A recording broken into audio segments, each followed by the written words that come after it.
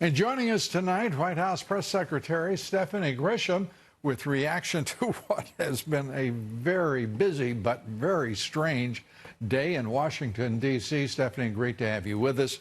Thank you. First, the president's reaction to these two charges, which have already, in point of fact, been rebutted by just common sense and the evidence. Absolutely, Lou.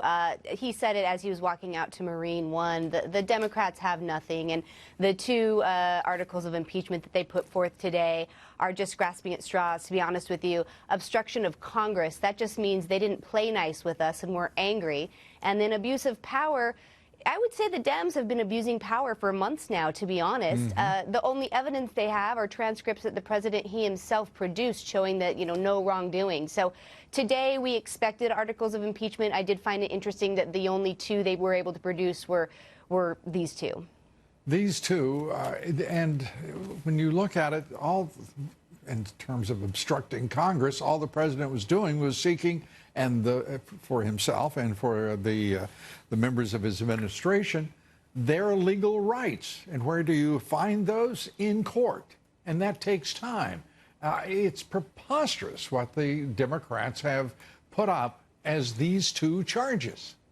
Absolutely. The due process that was afforded this president in this sham impeachment is less than somebody who had a traffic ticket would be afforded. So, of course, we were not going to participate in that. We said that over and over and over again. As you well know, they were having secret meetings in the basement. They kept changing the rules. They were bringing partisan witnesses forward. We had absolutely no due process here, and they had no intention of giving the president a fair shake. So, of course, coming up with obstruction of Congress, I think, is a little bit absurd. I think the American people know it's a little bit absurd. In fact, there's a new poll out today showing that impeachment is over 50%, that the American public are against impeachment at this point. They have overplayed their hand. I really believe that here. And those polls on impeachment and opposing impeachment have now for weeks been running against impeachment and for the president. Let's turn to USMCA, which the president referred to as a silver lining. I think he was being partly facetious, but there is great truth in what he's saying. To have that USMCA delivered today by the Democrats, it has to be satisfying to the White House, to the administration, and lays the basis to move ahead and actually show something for 2019, led by this president. Absolutely. Of course, we were so pleased that USMCA finally got the attention that it deserved today. This is a process and something that we've been calling on for weeks and weeks, as you well know. I did find the timing and the stark differences in the two announcements to be very interesting. She had 6, 7 of her Democrat colleagues behind her for the impeachment, and then, mere moments later, she went out there with an entire swath of Democrats who were very proud, I noticed, to announce USMCA. And to be honest with you, I think it's because there are a lot of Democrats who are in trouble in their own communities, and they need to be able to go home and say that they did something, and so they're going to try to take credit for USMCA. But we all know this was spearheaded by the president. It's a promise he made as he was running. It's a problem he has seen through to the end, and we're very thrilled that this happened today.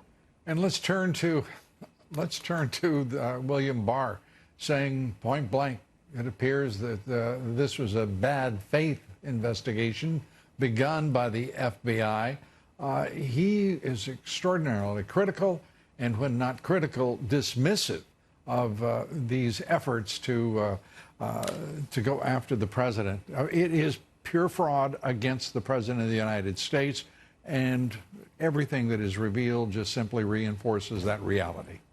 Absolutely. I couldn't agree more with everything that Attorney General Barr said today. But I've got to tell you, Lou, when I was briefed yesterday on the report, I found it to be chilling as an American citizen.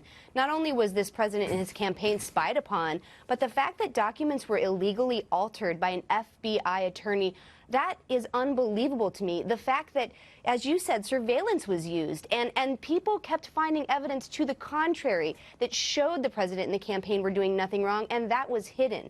That cannot continue, and we all look forward to the Durham report and what will come out there. I think that a lot of people will be held accountable at the top of the FBI at that time.